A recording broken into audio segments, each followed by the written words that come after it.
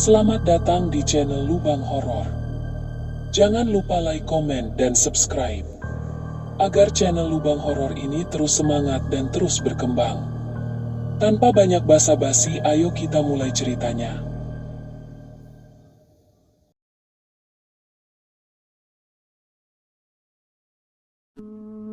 Di kamar sederhana beraroma parfum mahal, Lina duduk menatap layar ponselnya yang berpendar redup. Namanya dikenal di panggung-panggung hajatan seantero Jawa Timur. Suara khas dan senyum manisnya telah menjadikan Mbak Lina sebagai biduan primadona yang selalu dinanti. Namun, malam itu ada yang mengusik ketenangannya. Sebuah pesan masuk dari nomor tak dikenal. Singkat, padat, tapi ganjil. Kami dari panitia hiburan malam Desa Wonoarum ingin mengundang Mbak Lina untuk mengisi acara kami pada malam Jumat Pahing. Bayarannya akan langsung dibayar lunas. Kami mohon satu hal, tolong jangan tinggalkan panggung sebelum acara benar-benar selesai. Nama kampung itu terdengar asing. Lina, yang terbiasa menerima jadwal dari kota-kota besar dan desa-desa umum, tak pernah mendengar Wonoarum sebelumnya. Ia mencoba mencarinya lewat peta digital. Namun tak satu pun hasil pencarian menampilkan lokasi yang meyakinkan. Namun tawaran itu tak bisa dianggap remeh. Nominalnya lebih dari cukup untuk menutup cicilan motornya bulan ini dan membayar DP kostum baru yang telah lama ia incar. Instingnya sebagai orang lapangan berkata seharusnya ia menolak. Tapi logika ekonominya dan ego artisnya mengatakan lain. Keesokan harinya, ia menghubungi nomor itu. Suara pria tua di seberang terdengar sopan dan tenang. Ia menjelaskan bahwa Wonoarum adalah desa yang berada di balik hutan jati, terisolasi dan jarang dikunjungi orang luar. Kami sangat menghargai kedatangan Mbak Lina. Warga kami akan senang sekali. Kami sudah menyiapkan penginapan, konsumsi, semuanya. Mbak Lina merasa sedikit lega. Kalimat-kalimatnya begitu teratur, seolah sudah dilatih. Hanya saja, pria itu mengulang satu hal sebelum mengakhiri panggilan. Ingat ya, Mbak Lina, jangan tinggalkan panggung sebelum selesai. Acara ini penting bagi warga kami. Perasaan tak nyaman merayap perlahan. Tapi manusia seringkali mengabaikan bisikan hati demi sesuatu yang lebih nyata. 3 hari kemudian, mobil travel mengantar Lina menuju titik temu yang disepakati. Sebuah warung tua di pinggir jalan hutan, tepat menjelang senja. Di sana sudah menunggu seorang lelaki dengan pakaian serba gelap dan mata sayu yang tak pernah benar-benar menatapnya langsung. Mbak Lina, mari, kami antar ke Wonoarum sekarang. Perjalanan kira-kira setengah jam lewat jalan setapak. Ia mengikuti tanpa banyak tanya. Jalan yang mereka tempuh sempit dan dikelilingi semak belukar lebat. Langit semakin gelap, dan udara terasa ganjil. Dingin menusuk namun tidak segar. Seolah membawa sesuatu yang membeku dalam diam. Setibanya di gerbang kampung, Lina melihat gapura dari bambu kering berdiri tegak, dihiasi janur yang tak layu meski terlihat usang. Di atasnya tergantung tulisan tangan dengan kapur putih. Selamat datang di Wonoarum. Namun sesuatu terasa ganjil. Seolah kampung itu tak berada di dunia yang sama. Dan Mbak Lina baru saja melangkah masuk ke dalamnya. Langkah kaki Lina menjejak jalanan kampung Wonoarum yang beralas tanah merah. Meskipun baru saja turun dari mobil, debu sama sekali tak menempel di sepatunya. Seolah tanah itu tak pernah disentuh angin ataupun air. Penerangan berasal dari lentera-lentera tua yang tergantung di tiang-tiang bambu. Cahayanya kekuningan dan bergetar seolah nyalanya enggan menyala sepenuhnya. Tidak ada lampu listrik, tidak ada suara kendaraan. Tidak ada kehidupan seperti yang seharusnya dimiliki sebuah kampung. Namun penduduknya ada. Mereka keluar dari rumah-rumah kayu berjendela kecil, berdiri di pinggir jalan sambil tersenyum. Semua mengenakan pakaian rapi dan seragam. Laki-laki berbaju batik hitam, perempuan berkebaya putih kekuningan. Mata mereka menatap Mbak Lina tanpa berkedip. Wajahnya datar namun senyum mereka terlalu lebar. Lina melambaikan tangan dengan canggung, mencoba membalas keramahan itu.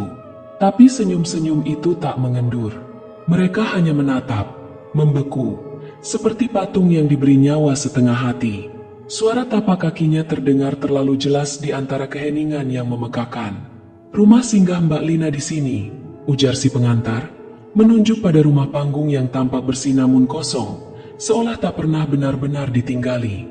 Saat Lina masuk, bau kayu tua dan dupa menyambutnya, tajam dan menyusup hingga ke tenggorokan. Di sudut ruangan ada sesajen, kembang 7 rupa, telur ayam kampung, dan cermin kecil yang retaknya membentuk pola tak lazim, mirip mata yang menatap balik. Pukul 8 malam, ia dijemput kembali. Panggungnya sudah siap, kata pria yang sama. Kali ini dengan nada datar dan senyum hambar yang membuat tulang punggung Lina terasa dingin. Ia mengenakan kebaya merah berpayet, dandanan sempurna seperti biasa. Tapi tak ada semangat dalam dirinya malam itu.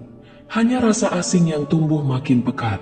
Lapangan tempat panggung berdiri dikelilingi oleh pepohonan tinggi yang seakan membentuk dinding hitam.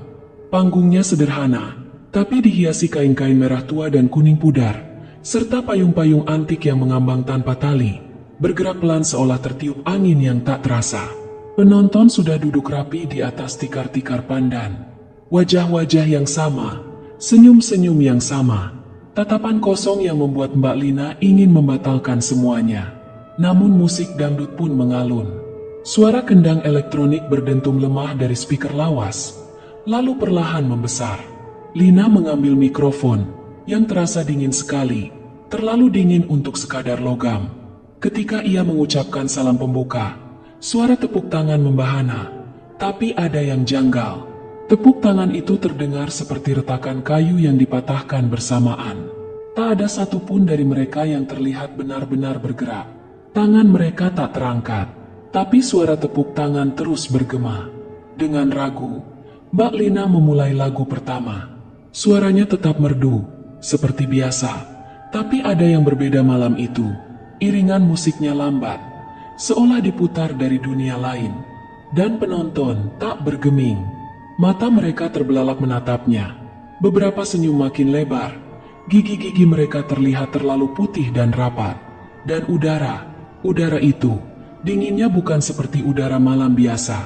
Dingin ini seperti udara di ruang mayat, lembab, berat, dan membawa aroma bunga busuk yang samar. Saat lagu kedua selesai, Mbak Lina mundur selangkah, berniat beristirahat sebentar. Tapi ingatannya kembali pada pesan itu. Jangan tinggalkan panggung sebelum acara benar-benar selesai. Seketika, rasa penasaran mengalahkan ketakutan. Ia menoleh ke pinggir panggung, berniat turun sejenak. Namun, kakinya berat, seolah diinjak sesuatu dari balik tanah panggung. Ia memaksa melangkah, dan rasa nyeri seperti ditarik dari dalam urat muncul di kakinya. Ketika ia menunduk, ia melihat bayangan hitam membelit mata kakinya. Bukan bayangan dari lampu, tapi semacam kabut tebal gelap yang bergerak seperti cacing, menyusup dari celah-celah papan lantai. Ia kembali berdiri, terengah, tubuhnya gemetar. Penonton kini berdiri serempak. Tak ada suara, hanya bunyi berat kaki menyentuh tanah, seperti barisan orang yang berjalan dalam mimpi. Namun mata mereka tetap menatapnya. Mbak Lina menggenggam mikrofon erat-erat, dan tanpa sadar berbisik lirih dalam hati, bukan doa, tapi nama ibunya, seperti anak kecil yang ketakutan. Ia sadar, malam ini, ia bukan sedang menghibur manusia, ia sedang dipertontonkan. Malam semakin larut.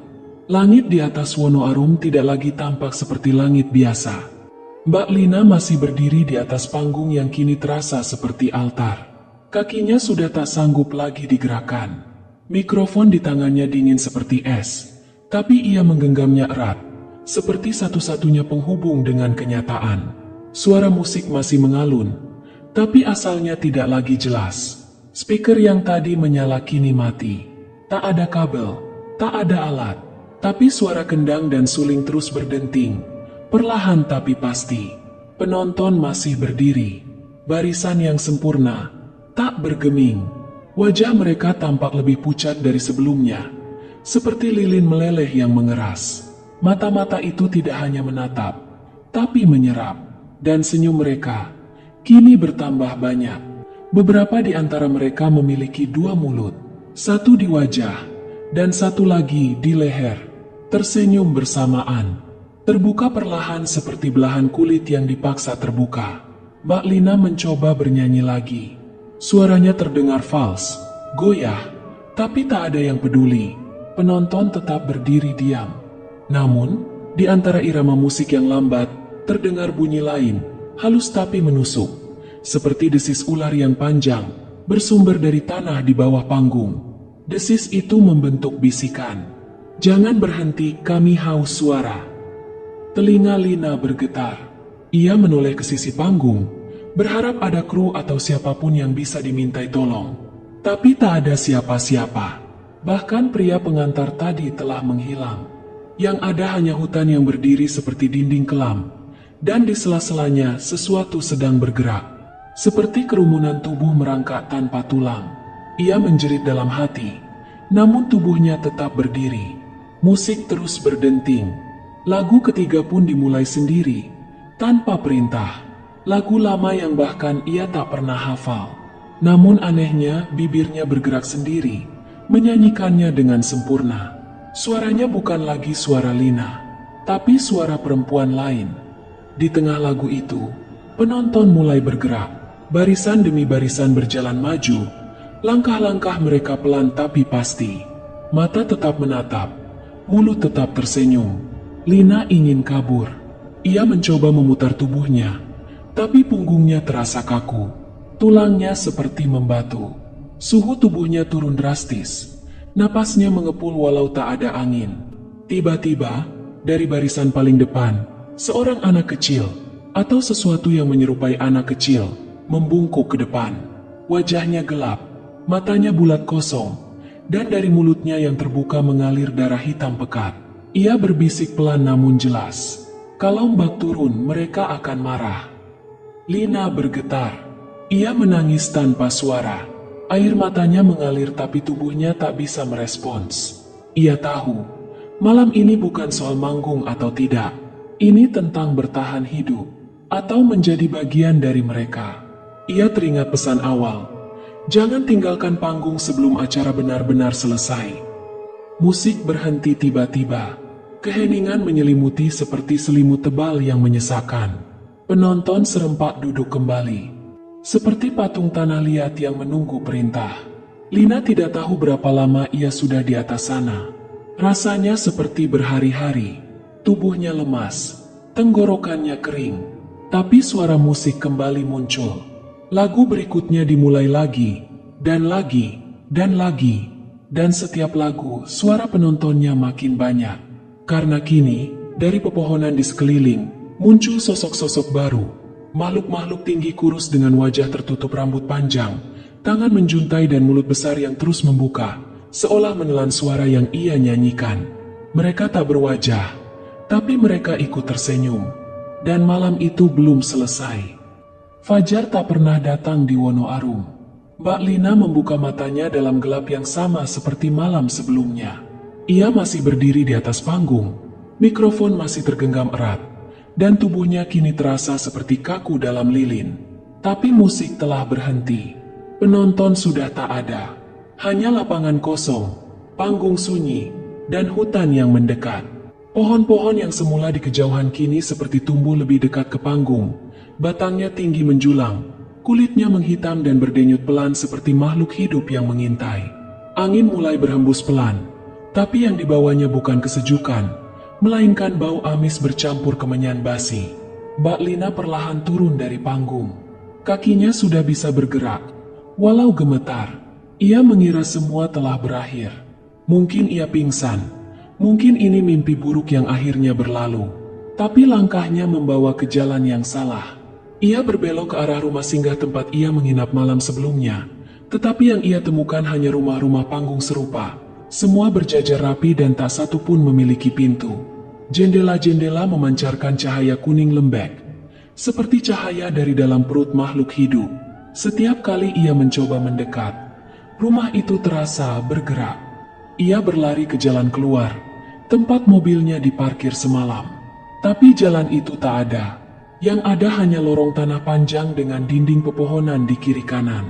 Ia terus berlari, nafasnya memburu, jantungnya nyaris meledak. Tapi kemanapun ia pergi, panggung selalu di ujungnya. Entah bagaimana, entah lewat jalan manapun, ia selalu kembali ke titik itu, ke tempat awal. Dari balik pepohonan, dari dalam rumah-rumah, dari celah tanah, muncul kembali sosok-sosok penonton malam itu. Kali ini tanpa senyum. Wajah mereka kosong. Kulit mereka mulai menghitam seperti terbakar dari dalam. Mulut mereka meneteskan darah hitam kental.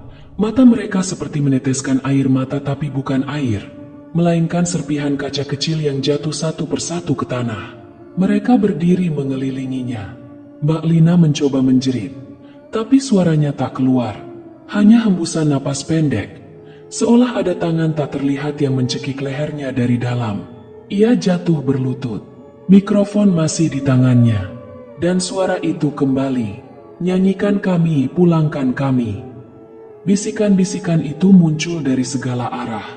Dari telinga, dari balik rambut, dari dalam mulutnya sendiri. Lalu, mereka mulai bernyanyi. Suara mereka rendah, sumbang, dan menyatu dalam paduan suara paling mengerikan yang pernah didengar manusia. Seperti suara puluhan orang dikubur hidup-hidup dan bernyanyi bersamaan dari dalam tanah. Telinga Lina berdarah. Ia menutupnya, menggigil, tapi suara itu terus terdengar dari dalam kepalanya.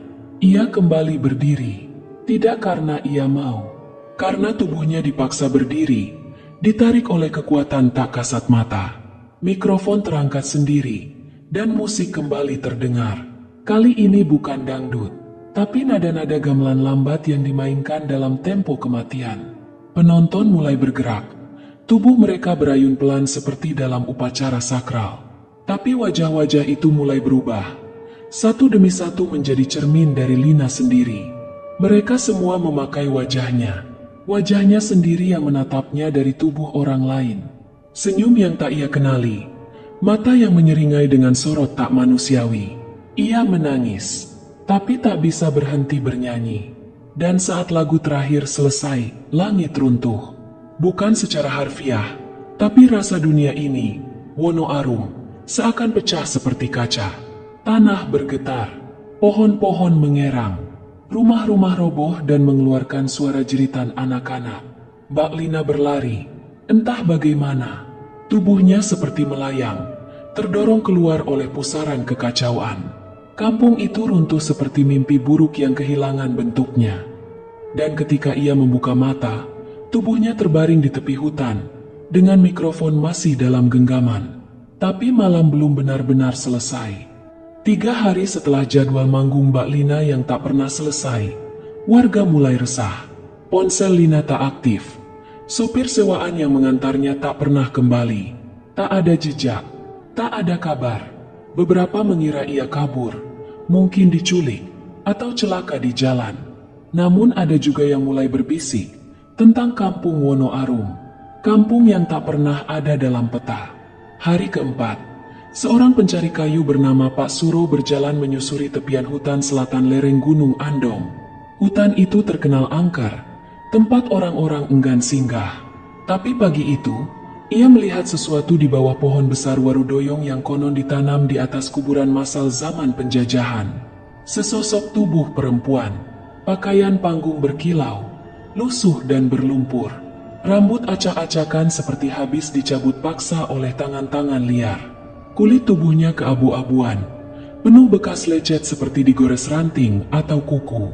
Mikrofon masih tergenggam erat di tangan kirinya. Terlalu erat, hingga jemarinya tampak membatu menekuk seperti cakar. Wajahnya pucat, bibir biru, namun matanya terbuka, memandang kosong ke langit. Tapi bola matanya sedikit bergetar, seperti sedang melihat sesuatu yang tak terlihat orang lain. Pak Suro memanggil-manggil, gemetar. Tapi suara perempuan itu hanya satu. Sudah selesai. Namun suaranya bukan suara satu orang. Bukan suara perempuan muda. Suara itu terdengar seperti tumpang tindih. Seperti 20 orang berbicara dalam satu mulut. Dengan nada beragam. Lelaki tua, anak kecil, wanita parubaya. Bahkan suara yang tak bisa didefinisikan apakah manusia atau bukan. Mbak Lina digotong turun, dilarikan ke rumah sakit daerah. Para perawat menyebutnya kasus kelelahan ekstrim. Tapi saat dokter memeriksa, mereka terdiam. Semua hasil pemeriksaan medis normal. Tidak ada luka dalam. Tidak ada trauma otak.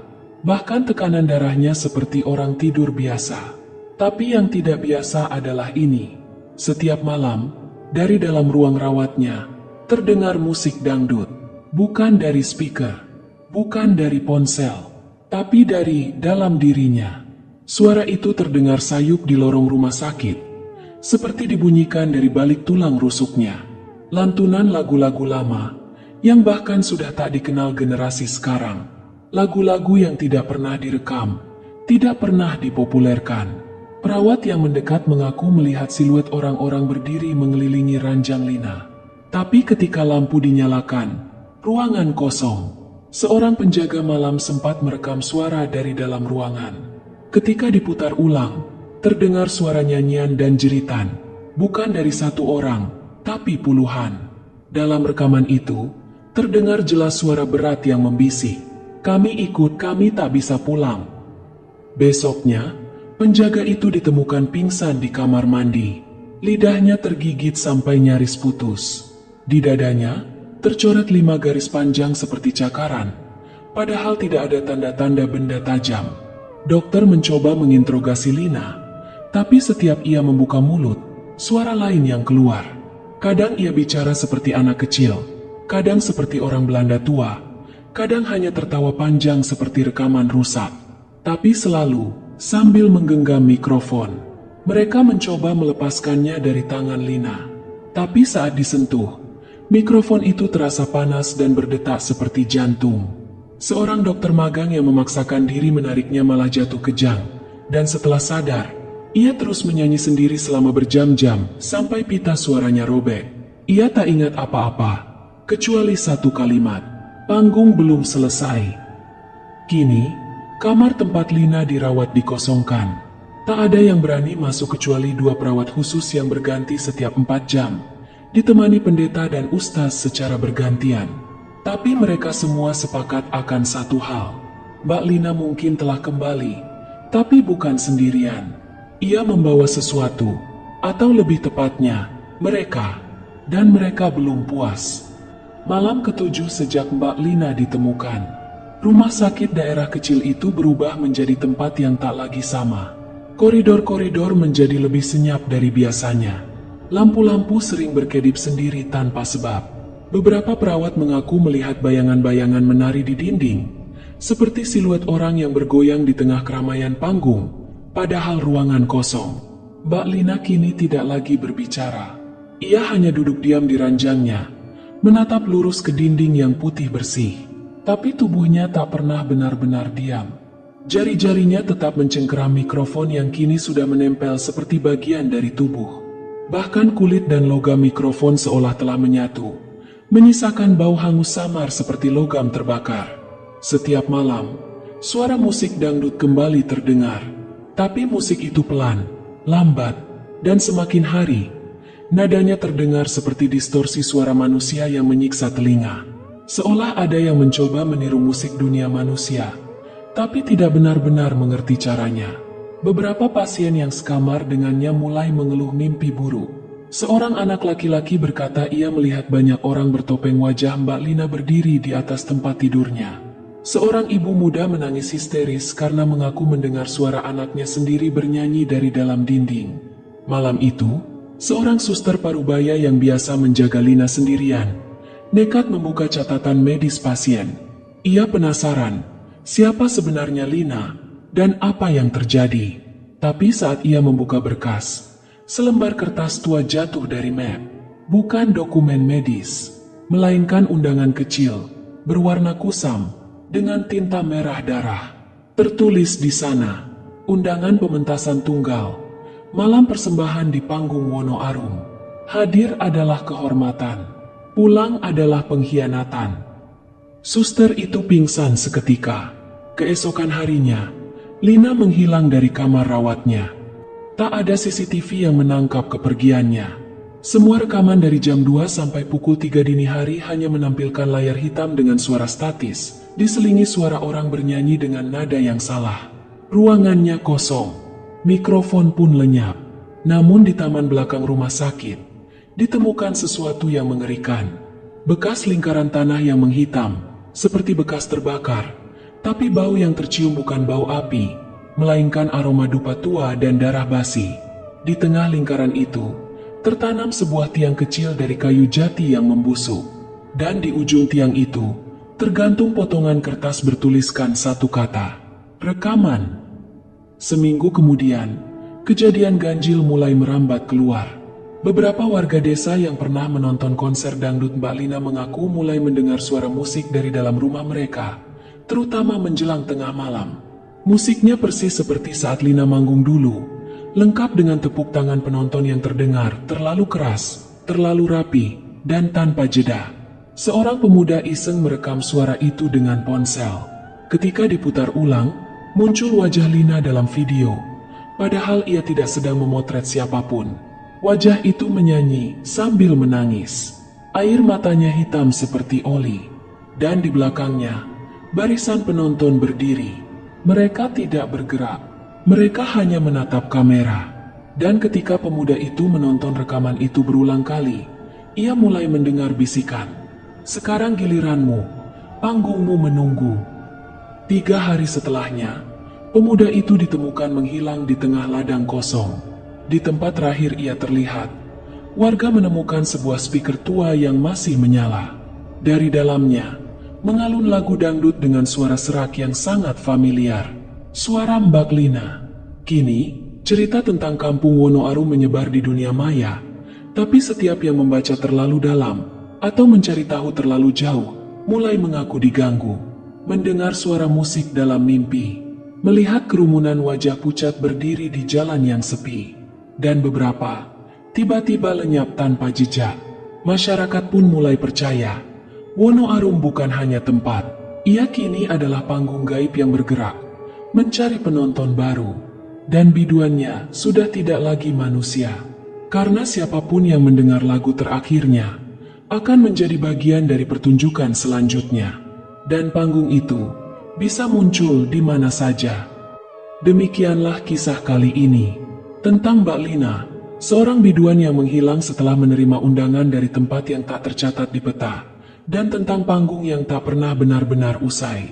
Terima kasih telah meluangkan waktu untuk mendengarkan dan meresapi setiap detik dari kisah ini. Kehadiranmu sebagai pendengar adalah bagian penting dari cerita, karena setiap kisah menjadi lebih hidup saat ada yang menyimaknya dengan hati. Dari cerita ini, kita belajar bahwa tidak semua undangan layak diterima, dan tidak semua janji harus ditepati jika mengorbankan keselamatan diri. Dunia ini menyimpan banyak hal yang tak kasat mata, dan kadang, kehati-hatian adalah bentuk kebijaksanaan paling tinggi. Jaga langkahmu, dengarkan nalurimu, dan jangan abaikan tanda-tanda kecil yang mungkin menyelamatkanmu dari bahaya yang besar. Karena terkadang, bukan keberanian yang membuat kita selamat, melainkan kewaspadaan. Sampai jumpa di kisah berikutnya. Tetap waras, tetap waspada, dan jangan pernah berhenti berpikir, apakah dunia ini benar-benar seperti yang kita lihat?